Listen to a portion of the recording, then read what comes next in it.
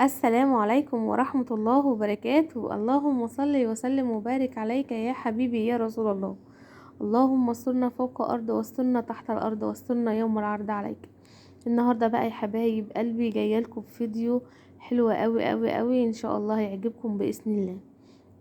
انا كنت موصية على الصواني دي، في واحد بنتعامل معاه يعني بالتقسيط وكده، فقلنا بقى ايه، اي حاجة تعجبني مثلا ايه بيش معايا مثلا تمنها او كده بجيبها وبيصبر عليا بقى بديله بقى مقدم وكده. المهم بس جاب لي طقم صواني زي الفل بصراحة، هيجيبني قوي قوي قوي. وحتى عملت فيه طلع حلو قوي، وهوريكم دلوقتي وانا بعمل فيه الاكل. بجد جميل جميل جميل. خليكم معايا كده واوريكم بقى الصواني، هما 3 مقاسات. بصوا دي الصينيه الكبيره. بصوا هو كان فيه رصاصي، طبعا مش بحب الرصاصي والاسمر وكده، انا بحب لونه عشان يبان ايه في التصوير كمان. فكنت عايزه جنزاري فقال لي مفيش، فروحت جايبه اللون ده، لون كحلي تقريبا، كحلي ازرق كده يعني. بس لونه جميل قوي ومش باين قوي في الكاميرا على فكره، بس لونه حلو قوي بصراحه، خامته جميله وتقيل جدا وحلو صراحه، يعني حلو قوي قوي. مرضتش اجيبه مربع عشان ان شاء الله هجيب سيجان، اعمل فيها حاجات يعني، فالسيجان دايما بتبقى مربعه يعني، فانا قلت ايه اجيب دي مدوره والسيجان مربع. بصوا بجد تقيله وحلوه ونضيفه قوي ونوعها حلو قوي قوي. هعمل لكم فيها دلوقتي وهتشوفوها ان شاء الله. هما 3 مقاسات، المقاس اللي فوق ده الصغير قوي، واللي بعده واحده اكبر بقى. حلوين قوي قوي قوي وبجد يعني، فرحت قوي ما جابهم لي ولونهم حلو وكده. بصوا 3 صواني، وكان في اللون دوت بس انا ما حبيتش اجيبه رصاصي، وكان في لون احمر، انا جايبه طبعا طقم الحلل التاني احمر، فقلت اغير. كان عندي كيلو رز حبايب قلبي كده، غسلته نقيته الاول وبقى ايه غسلته غسله حلوه كده. ودلوقتي ايه معايا نص لبن، في ناس بتحط يعني اقل من نص، بس يعني انا بحب نص لبن على كيلو. بصوا وكان في التلاجة يعني وكده، فانا قلت احطه عادي وكده كده هيسيب يعني مع السخونية وكده.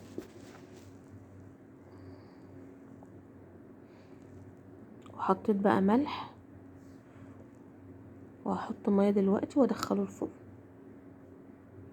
طبعا انا غاسله الصواني، ما عملتش فيها من غير ما اغسلها يعني، ما ينفعش. بصوا بقى كده انا حطيت ميه كده معيار معين.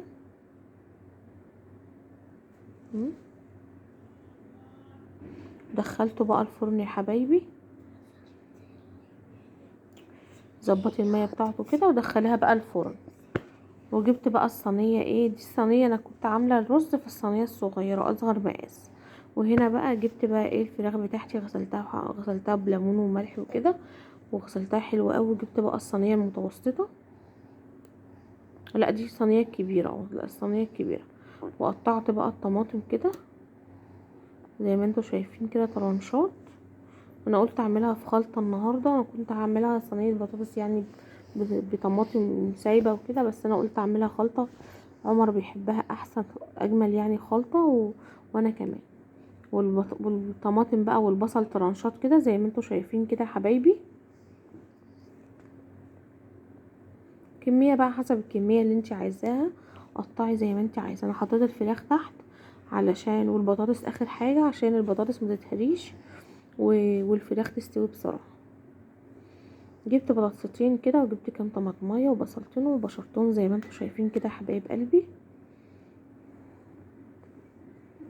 كان الاكل جميل وكانت ريحته بصراحه قلب الشقه، وكانت جميل جدا جدا يعني. حطيت بقى الملح دلوقتي، وهنحط بقى شويه فلفل كمان.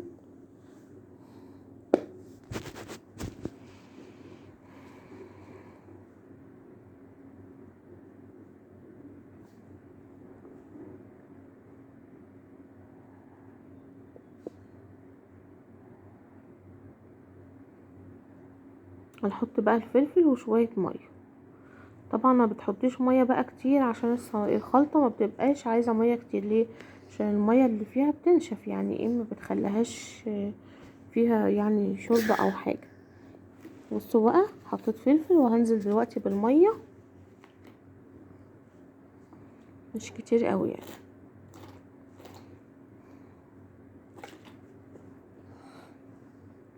ولحت بقى عليها العيون كده من فوق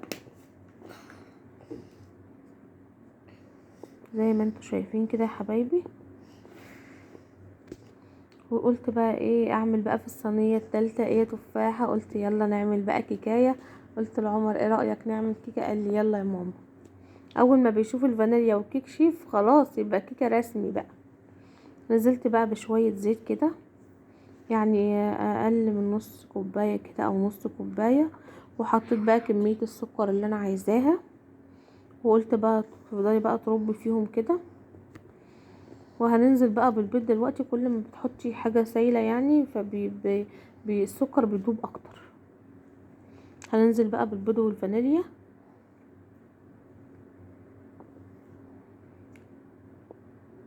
جبت بقى 3 بيضات معايا.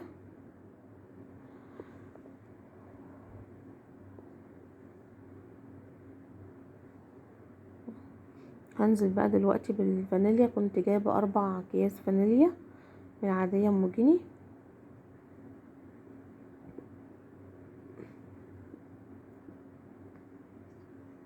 بس الاكل كان جميل النهارده بصراحه وتحفه وجميل جدا جدا يعني.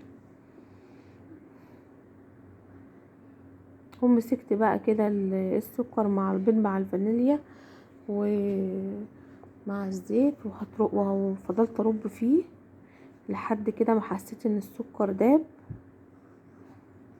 وكان معايا عندي لبن كده زي يعني ايه كوبايه لبن، رحت حطاها. عايزه تدفيها على النار براحتك، عايزه تحطيها من غير ما تدفيها براحتك، مفيش اي مشكله. المفروض ان انا احط مثلا عصير برتقان، اي شويه عصير كده او بشر برتقان او كده، بس صراحه ما كانش عندي. فقلت مش مشكله يعني. وجبت نص كيلو دقيق كده، خليت منه شويه هوريهم لكم دلوقتي. عايزه اجيب منخل اصغر من كده.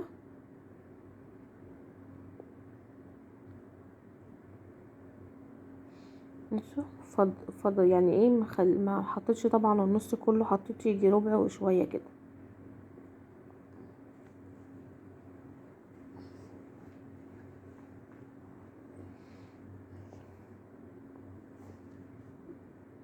وحطيت بقى بعد ما دخلت كده بالمنخل الدقيق، حطيت بقى البيكنج باودر. كنت جايبه كيس كيك شيف، حطيته كله. حطيت نص كيس بيكنج باودر. وهقلب بقى معاكم.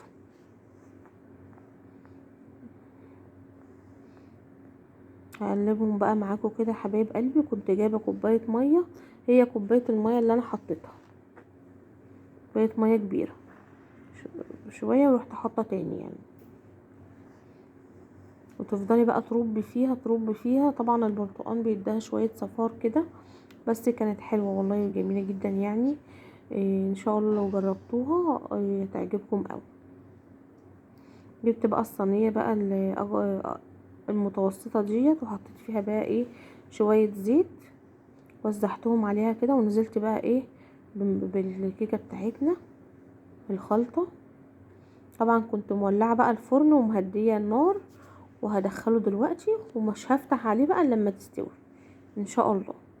خليكم معايا انا بقى، اوعوا تروحوا في اي حته عشان تشوفوا اكلنا الجميل النهارده. خلص وبقى شكله ايه والله بجد، يا ريت كنتوا معايا، كان طعمه تحفه. بصوا بقى الرز، الله الله الله عليك يا تفاح. وقبل ما انسى، شكرا على تعليقاتكم الحلوه، وبالله عليكم اللايك، وبالله عليكم مشاهده للاخر. وما تنسوناش ابدا. بصوا الكيكه هشه وجميله ازاي. ودايما ان شاء الله هقدم لكم كل جديد وفيديوهاتي ان شاء الله. باذن الله هقدم لكم فيديوهات على طول باذنك يا رب. خليكم معانا وادعمونا يا حبايب قلبي. اللي عنده شير يشير الفيديو، واللي ما اشتركش في القناه يشترك. واهلا بكم في قناتي المتواضعه، قناه مطبخ تفاحه وعمر. ما تنسوش بقى الاشتراك واللايك ومشاهده للاخر. حبايب قلبي بحبكم، كل سنه وانتم طيبين. انتظروا بقى الفيديو زواق رمضان.